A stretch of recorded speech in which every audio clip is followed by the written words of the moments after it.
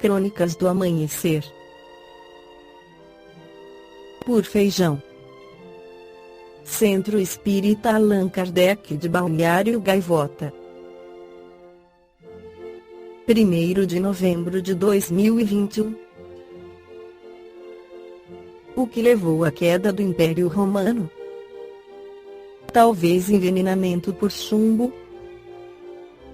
O gosto dos romanos por adoçantes feitos com chumbo pode justificar os comportamentos dos imperadores e a eventual queda da civilização. Invasões bárbaras, dependência da escravatura, instabilidade política, corrupção ou excessivos gastos militares são razões há muito apontadas para a queda do Império Romano. Mas será que a intoxicação por chumbo também pode ter sido um dos fatores?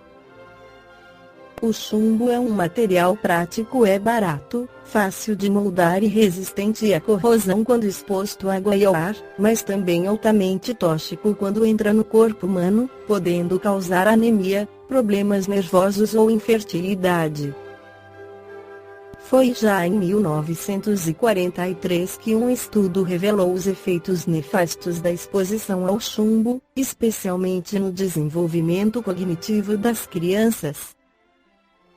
O cálcio é o veículo de comunicação dos neurônios no cérebro e o chumbo é como um substituto do cálcio. Isto desequilibra as ligações entre os neurônios, tornando-as insuficientes ou excessivas, e causando oscilações de humor e dificuldades de aprendizagem. Apesar de serem muito avançados no ramo da engenharia, os romanos estavam muitos passos atrás da medicina moderna e não sabiam destas consequências. Usavam o chumbo para várias coisas, como canos, utensílios, panelas ou como um adoçante artificial para vinhos ou comida. Este debate começou em 1983, depois da publicação de um estudo do investigador Jerome Liagu no New England Journal of Medicine, que avaliou as dietas dos imperadores entre 30 AC e 220 BC e concluiu que 19 dos 30 líderes romanos tinham uma preferência por comida fervida em panelas de chumbo e que muitos sofreram de gota, provavelmente causada por isso mesmo. Investigadores que recriaram o xarope que os romanos utilizavam encontraram concentrações de chumbo 60 vezes superiores aos valores que a Agência de Proteção Ambiental americana permite na água para consumo. Os níveis de chumbo oscilavam entre 240 e 1000 mg por litro, sendo uma colher de chá 5 ml deste xarope já mais do que suficiente para causar uma intoxicação crônica, escreveu Liagu. A verdade é que os comportamentos bizarros de alguns dos imperadores podem ser vistos como sinais de intoxicação por chumbo. Por exemplo, Nero matou a própria mãe e as duas esposas, tendo assassinado a segunda ao pontapé enquanto estava grávida. Já Calígula supostamente apontou o seu cavalo como senador e convidava pessoas para jantar com o animal.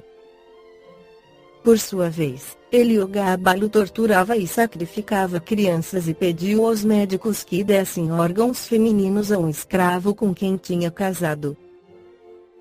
Mas será tudo isto uma consequência do chumbo ou apenas exemplos de imperadores consumidos pelo poder?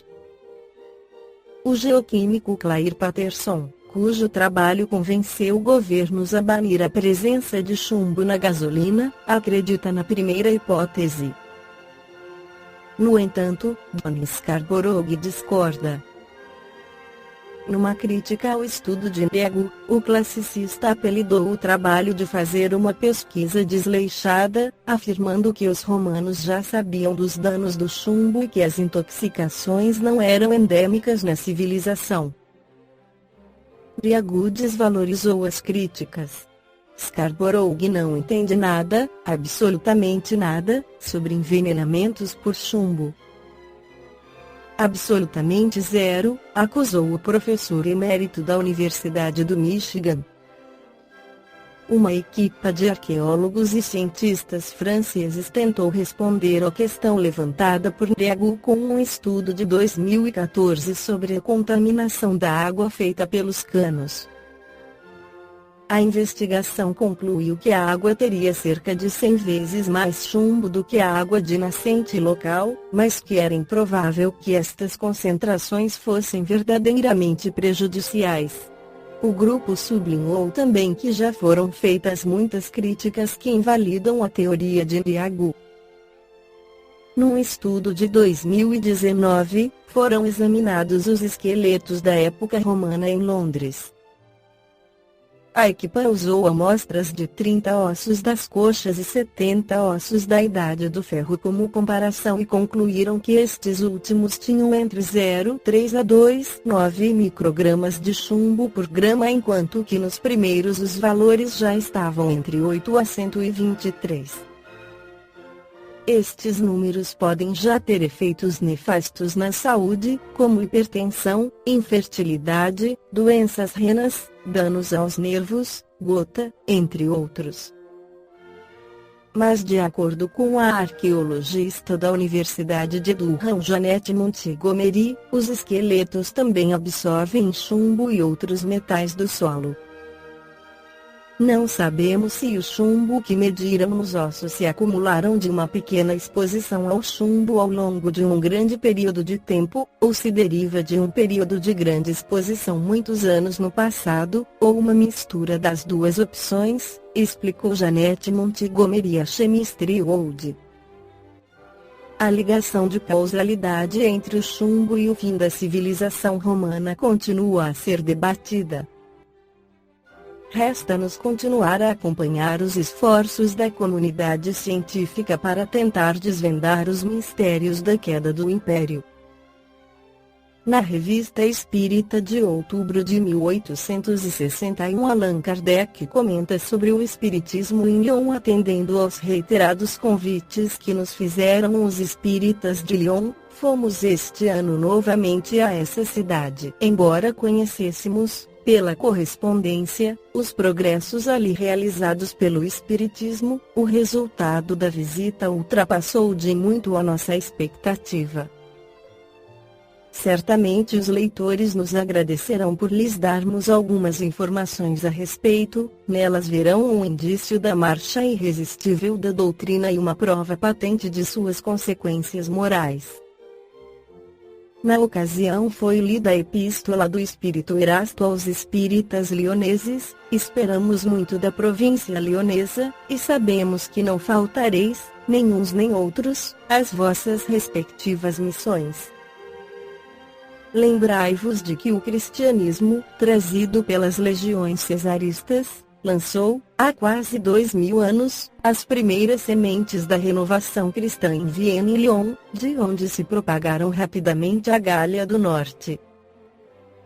Hoje o progresso deve realizar-se numa radiação nova, isto é, do norte para o sul. A obra, pois, lioneses.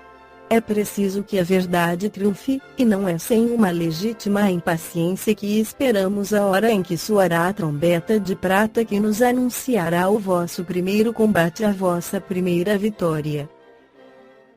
Notemos que Erasto, no texto acima, deixa entrever a possibilidade de que muitos espíritas presentes a esse ágape de união e de confraternização dos confrades de Lyon e região, em 1861, união do movimento espírita de unificação daquele tempo, com a presença física, entre eles, do próprio Allan Kardec, nascido também em Lyon, tenham convivido ou estado presentes com os mártires daquela época ou, talvez, através da reencarnação, ter sido algum deles, no dizer do Espírito Erasto, meus amigos, se o Altíssimo, por efeito de sua infinita misericórdia, permitisse que a lembrança do passado pudesse brilhar um instante em vossa memória entorpecida, recordar-vos-eis dessa época, ilustrada pelos santos mártires da Pleiade lionesa. O Espírito Erasto refere-se aos mártires cristãos de Lyon, cidade fundada pelos romanos em 43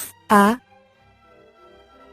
e que, naquele tempo, chamava-se Lugdunum, capital da Gália Lugdunense à época, colônia romana, hoje território da França, situada na confluência de dois rios o Ródano e o Saône.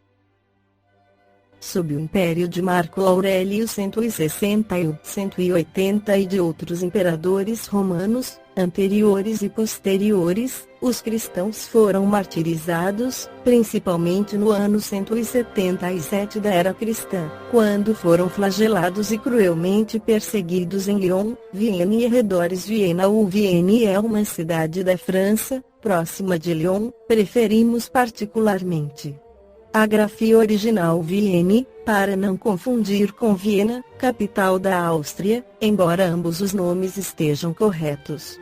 De acordo com o Espírito Emmanuel pela psicografia de Francisco Cândido Xavier no livro A Caminho da Luz, Roma que deveria deixar um legado de liberdade pessoal e coletiva, de acordo com o plano invisível, não se mostra digna das numerosas dádivas recebidas. Em vez de estender os seus laços pela educação e pela concórdia, deixa prender-se por uma legião de espíritos agressivos e ambiciosos, alargando a sua influência pelo mundo com as balistas e catapultas dos seus guerreiros. Depois das conquistas da península, empreende a conquista do mundo, com as guerras púnicas, terminando por submeter todo o Oriente, onde também se encontrava a Grécia esgotada e vencida. Também de acordo com o Espírito Emmanuel pela psicografia de Francisco Cândido Xavier no livro Dissertações Mediúnicas sobre importantes questões que preocupam a humanidade, a doutrina de Jesus, concentrando-se a força na cidade de Césares, aí permaneceu como encarcerada pelo poder humano e, passando por consecutivas reformas, perdeu a simplicidade encantadora das suas origens, transformando-se num edifício de pomposas exterioridades. Após a instituição do culto dos santos, surgiram imediatamente os primeiros ensaios de altares e paramentos para cerimônias eclesiásticas, medidas aventadas pelos pagãos convertidos, os quais, constantemente, foram adaptando a Igreja a todos os sistemas religiosos do passado. O dogma da Trindade é uma adaptação da Trimurti da Antiguidade Oriental, que reunia nas doutrinas do Brahmanismo os três deuses Brahma, Vishnu e Shiva. É verdade que as coisas inacessíveis ainda à vossa compreensão e que constituem os mistérios celestes, só vos podem ser transmitidas em suas expressões simbólicas, mas o catolicismo não pode aproveitar-se desse argumento para impor-se como única doutrina infalível e soberana. Ele era uma escola religiosa, como qualquer outra que busque nortear os homens para o bem e para Deus, mas que perdeu esse objetivo, pecando constantemente por orgulho dos seus dirigentes, os quais raras vezes sabem exemplificar a piedade cristã. A história do papado é a do desvirtuamento dos princípios do cristianismo, porque, pouco a pouco, o evangelho quase desapareceu sob as suas despóticas inovações. Criaram os pontífices os latinos rituais, o culto das imagens, a canonização, a confissão auricular, a adoração da hóstia, o celibato sacerdotal e, atualmente, 90% das instituições são de origem humaníssima, fora de quaisquer características divinas. Balneário Gaivota, 1º de novembro de 2021. Por Feijão. Centro Espírita Allan Kardec de Balneário Gaivota. Que a paz esteja com todos.